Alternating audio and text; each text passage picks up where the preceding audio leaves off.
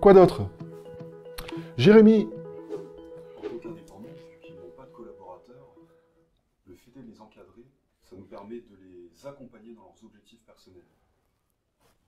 ah oui, complètement. J'aime bien ce mot accompagnement, puisque c'est vrai que les accompagner dans l'atteinte de leur objectif personnel, en effet, ça a du sens.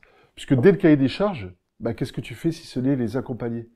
Lorsque tu fais ton diagnostic de rentabilité, de faisabilité, est-ce que tu es d'accord pour reconnaître que, est-ce que vous êtes tous d'accord pour reconnaître d'ailleurs, bah, que le diagnostic de rentabilité permet soit de poursuivre l'entretien, bah, si vous voyez que tous les feux, enfin que un nombre suffisant, satisfaisant de feux sont ouverts pour permettre d'avancer, parce que sans cela, comme on l'a vu encore il y a 15 jours à la réunion, il faut stopper l'entretien, hein. J'ai rappelé à chacun la nécessité.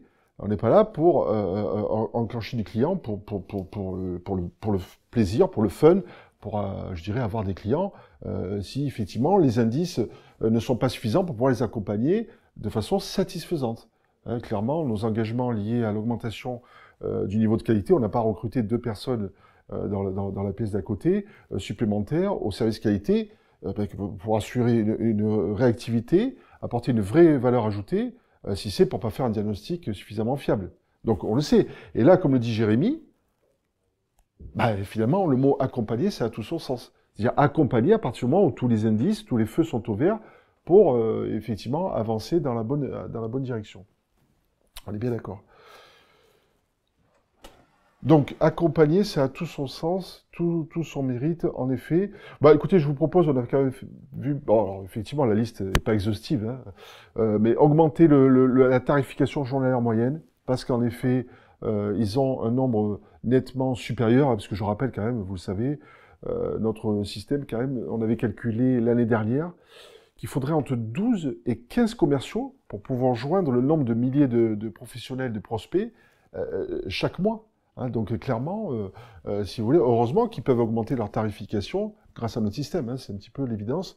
Générer plus de contacts, mais c'est le principe même du côté quantitatif.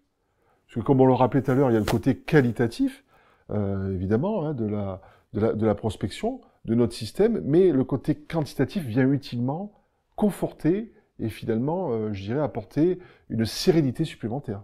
On est bien d'accord.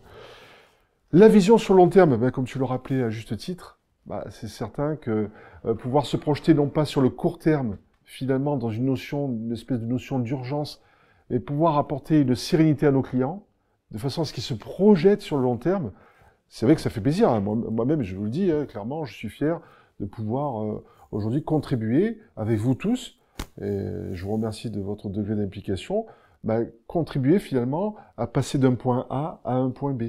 Hein, parce que on le voit quand on a quand même des personnes qui sont bah, dans la détresse, hein, dans la difficulté de nous dire ben voilà, j'ai essayé ça, je me suis testé au mailing.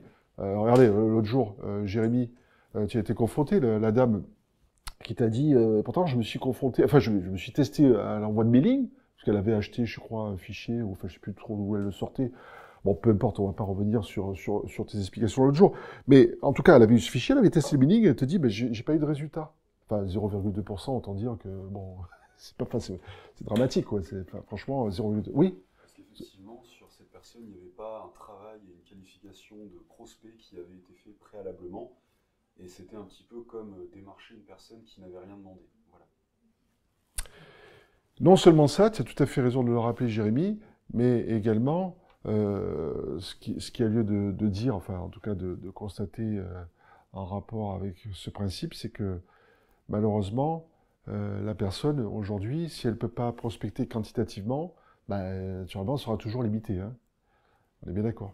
Donc, l'ensemble de nos critères, que ce soit les critères de chiffre d'affaires, de taille, bah, les critères, comme vous le savez, hein, des codes APE, pouvoir rentrer dans le détail des codes NAF, des codes postaux, pouvoir reprogrammer le pilote à tout moment, bah, c'est vrai que ça a du sens aussi pour générer des contacts, mais des contacts de qualité, pour pouvoir se projeter sur une vision à long terme et non pas être sur le court terme en train de subir une situation. Hein, quand on voit la détresse de certains qui sont obligés de passer un temps fou à leur prospection, et que finalement, pendant ce temps-là, ils rentrent pas leur chiffre d'affaires, que par contre, les crédits, les charges, elles courent, elles. Hein. Il faut quand même revenir sur la planète Terre et se dire, à un moment donné, Est-ce que je peux pas bénéficier de systèmes plus modernes qui me permettent d'aller plus vite? Quand on voit qu'il faut entre 12 et 15 commerciaux pour faire le travail que fait notre système, qui aujourd'hui, en tant qu'assureur, indépendant, je parle, hein, consultant, coach, formateur, pourrait se permettre de recruter une équipe de 12 à 15 commerciaux? Vous avez fait le calcul?